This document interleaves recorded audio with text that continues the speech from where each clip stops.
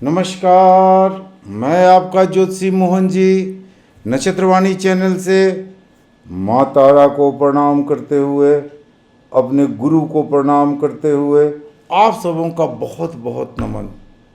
आज का विषय है कि हमारे ग्रंथों में, हमारे शास्त्रों में 7 ऐसी दैवीय चीज़ की वर्णन मिलती है जिसे पाने पर लोग का वारा न्यारा हो जाए। ये दैवीय चीज हर इंसान के बस की बात नहीं है। हमारे ऋषि मुनि के पास ये दैवीय चीज का पराक्रम है, उनके पास ऐसी चीजें मिलती हैं प्रायः। तो वो दैवीय चीज क्या है 7 प्रकार के, इस पर मैं चर्चा कर रहा हूँ। आप मेरे चैनल नक्षत्रवाणी को लाइक करें, सब्सक्राइब करें, शेयर करें। तो आइए वो 7 दैवीय चीज पर चर्चा करता हूं।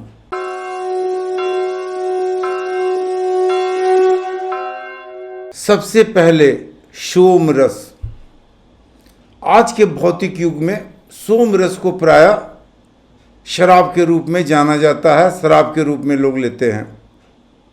सोम रस यानी चंद्रमा से रिलेटेड रस, हमारे चंद्र से रिलेटेड रस। और हम एस्ट्रोलॉजी में जानते हैं कि चंद्रमा जिस व्यक्तियों का काफ़ी मजबूत होता है उनकी मानसिक स्थिति बहुत अच्छी होती है। तो सोम रस चंद्रमा से रिलेटेड रस है। ये किसी शराब का रूप नहीं है, जिसे शराब के रूप में हम जानते हैं वो शराब का रूप नहीं है। सोम रस में दही और जड़ी बूटी का एक विशेष मिश्रण होता है। यह सोम रस लेने से व्यक्ति हमेशा जवान दिखता है और जवान रहता है। उसमें शक्ति मौजूद रहती है, सोचने की शक्ति होती है। उनकी मानसिकता काफी अलग तरह की होती है। उनकी मानसिकता में धर्म का विशेष रूप रहता है। ऐसे व्यक्ति को बहुत कम ही क्रोध आता है और ऐसे व्यक्ति प्रायः शास्त्र के अनुसार अमर रहते हैं। ऋग्वेद में भी इसका स्पष्ट वर्णन है। ऋग्वेद के अध्याय 1 में 30वां ऋचा में इसका बहुत ही स्पष्ट वर्णन है। दूसरा वस्तु है नागमणि। कहा जाता है कि नागमणि सर्प के मस्तक में पाया जाता है। इसका कोई वैज्ञानिक प्रमाण तो है नहीं, लेकिन हमारे शास्त्र इसके वर्णन करते हैं। नागमणि के बारे में कहा जाता है कि जिसके पास भी नागमणि होता है उसका भाग्य बदल जाता है। नागमणि में एक ऐसी शक्ति होती है, उसकी चमक कभी फीकी नहीं होती है। नागमणि जिसके पास होता है सारी दुनिया में उसका कोई बिगाड़ नहीं सकता है। धन दौलत प्रतिष्ठा उसके कदम चूमते हैं। नागमणि की चमक के आगे डायमंड भी फीका हो जाता है, हीरे का भी कोई महत्व नहीं होता है। मणि का होना उसी तरह से है जैसे हम कहते हैं अलाउद्दीन का चिराग। तो ये अलाउद्दीन के चिराग से भी ज़्यादा महत्वपूर्ण है। जो पुराने कथाओं में कहा जाता है अलाउद्दीन का चिराग, तो नागमणि शायद एक कथा हो, लेकिन हमारे शास्त्रों में इसका वर्णन मिलता है। हालांकि इसकी सच्चाई को इस मॉडर्न पीरियड में कोई जान नहीं पाया है, कोई पहचान नहीं पाया है, कोई देख नहीं पाया है। लेकिन जब मैं शास्त्र की वर्णन करता हूं तो शास्त्र में इसका वर्णन मिलता है। तीसरी वस्तु है पारसमणि। पारसमणि से लोहे को छू देने पर सोना बन जाता है। आजकल के भौतिक युग में हमारा कर्म भी पारसमणि है। हमारा बेहतर कर्म, हमारा धर्म, हमारी सनातन शक्तियां भी पारसमणि से कम नहीं है। पारसमणि को लोहे से छुआने पर लोहा भी सोना बन जाता है। इससे लोहे को काटा भी जा सकता है। कहते हैं कि पारसमणि की सही पहचान हमारे पक्षियों में ज्यादा होती है, विशेष करके कौवे में, और हिमालय के आसपास पारसमणि पाई भी जाती है। हिमालय के साधु संत ही पारसमणि को कैसे ढूंढा जाए, क्योंकि सभी जानते हैं कि कौवे को ढूंढने के लिए पारसमणि को मजबूर किया जाता है। हालांकि इन बातों में कितनी सच्चाई है इसकी सही जानकारी नहीं है, लेकिन हमारे शास्त्र में पारसमणि का उल्लेख है। अक्षय पात्र माना जाता है कि ये चमत्कारी पात्र है, और ये अक्षय पात्र ऋषि मुनियों के पास प्राय हुआ करता था। महाभारत के वनवास में इसी पात्र से पांडवों को भोजन कराया जाता था। अक्षय का माने है कभी क्षय नहीं होने वाला, कभी नाश नहीं होने वाला। दरअसल एक ऐसा पात्र जिसमें कभी भी अन्न का क्षय नहीं होता है, अन्न की खात्मा नहीं होती है, जल की खात्मा नहीं होती है। इस पात्र में रख देने पर जब भी इस पात्र में हाथ डालें आपकी मनचाही वस्तु आपके हाथ लगती है। हालांकि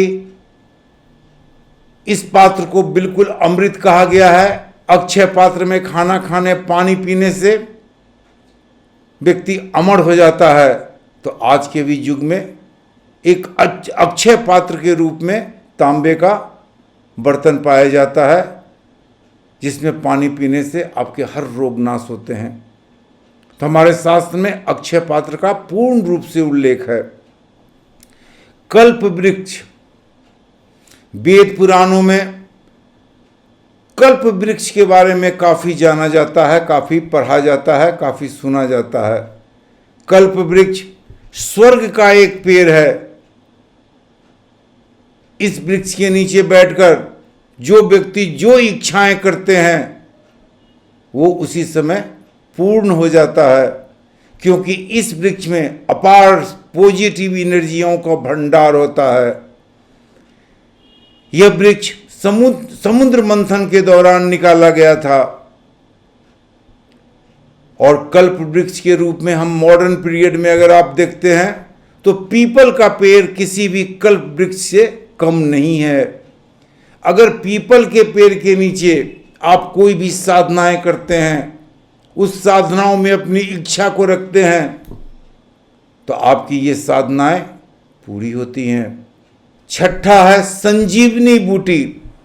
संजीवनी बूटी, ऐसे कोई भी सनातन धर्मी नहीं है जो संजीवनी बूटी को नहीं जानते हैं।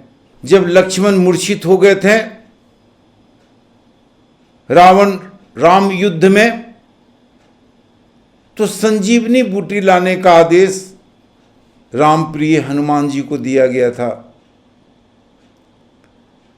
कहते हैं कि हिमालय में यह बूटी पाई जाती है और आज के दिन में भी पाई जाती है, जिसके बल पर मरे हुए व्यक्तियों को जिंदा किया जा सकता है। वाल्मीकि रामायण के अनुसार मूर्छित लक्ष्मण के लिए हनुमान जी यही बूटी लेके आए थे। इस बूटी के दम पर शुक्राचार्य ने कितने असुरों को संग्राम में जिंदा किया था, जीवित किया था, जो इसी बूटी का कारण बना।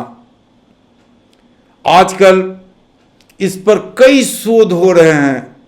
संजीवनी बूटी पर मॉडर्न पीरियड में कई शोध हो रहे हैं, लेकिन अभी तक किसी परिणाम का निष्कर्ष नहीं निकला है। लेकिन यह भी कहा जाता है कि आज श्रीलंका में एक ऐसा जगह है जहां संजीवनी बूटी पाई जाती है। सातवां है स्वर्ण बूटी। सोने के निर्माण के लिए तेलिया, कंद, जड़ी बूटी और बहुत सारे योगदान माने गए हैं।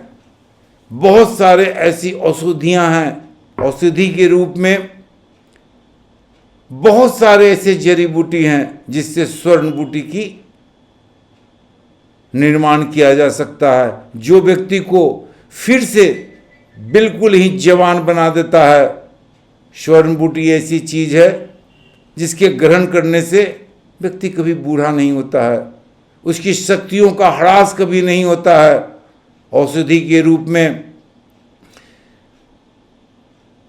पुरातन युग में, पुराने युग में लोग 500 साल तक ऋषि मुनि जिंदा रहे हैं, जिसका कारण स्वर्ण बूटी ही है। इसके साथ साथ स्वर्ण बूटी से धन की प्राप्ति, सभी तरह का दुखों का नाश होता है। ये सारे विवरण हमारे शास्त्रों में मिलता है। आजकल के कलयुग में जो भौतिक युग है, इसमें केवल आर्थिकता को ही महत्व देते हैं। हमारे जड़ी बूटियों का महत्व प्राय खत्म हो चुका है। लेकिन हमारा शास्त्र सनातन धर्म एक ऐसा धर्म है जिसमें आज भी सारे चमत्कारी चीज़ों का वर्णन है, जिसे खोजने के लिए हमारे रिसर्चर, हमारे साइंटिस्ट आज भी लगे हुए हैं। तो एक छोटी सी वीडियो मैंने आपके सामने रखा, उम्मीद है कि आप पसंद करेंगे। आप मेरे चैनल नशद वाणी को लाइक करें, शेयर करें, सब्सक्राइब करें। नमस्कार।